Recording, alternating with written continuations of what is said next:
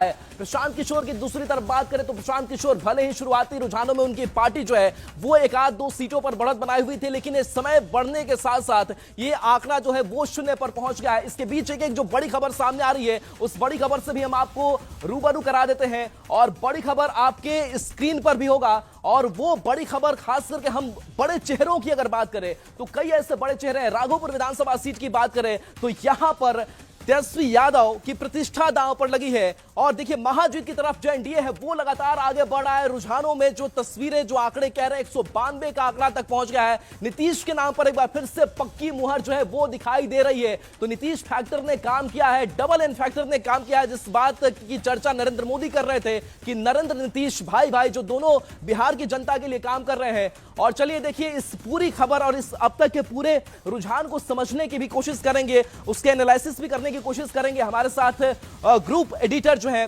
News 18 network के ब्रजेश कुमार सिंह वो हमारे साथ जुड़ेंगे। इसके साथ साथ अजय सिंह जो वरिष्ठ पत्रकार हैं वो जुड़ेंगे। सर हम चाहेंगे कि आप आए और क्या अब तक आप लोगों ने इस रुझान को लेकर के महसूस किया है और एनडीए ने जिस तरीके से 192 का आंकड़ा तक को पहुंचा है, महागठबंधन की बात करें तो अर्धशतक तक भी आंकड़ा नहीं पहुंचा, अब तक क्या एनालाइज कर पा रहे हैं?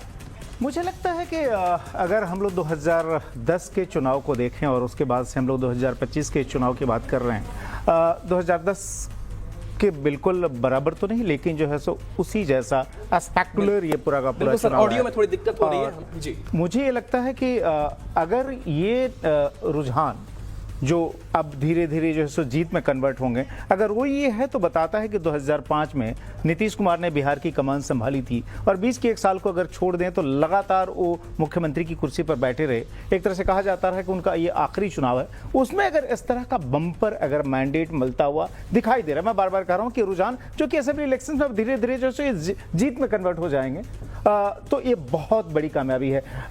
सर मैं आपसे समझना चाहूँगा, चूंकि बिहार की राजनीति को आप पिछले 30-35 साल से लगातार बहुत करीब से ऑब्जर्व करते रहे हैं, बल्कि आपका पर्सनल एक तरह से कह सकते हैं इक्वेशन भी रहे हैं जिनमें कि आप इन नेताओं को बहुत करीब से जानते भी हैं।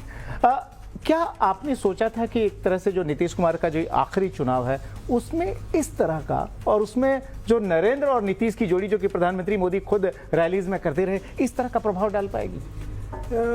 मैं रिपोर्टर के तौर पे तो नहीं, लेकिन बीच बीच में मैं बिहार जाता रहा और ज़मीन पे उस तरह से घूम के लोगों से मिलता रहा।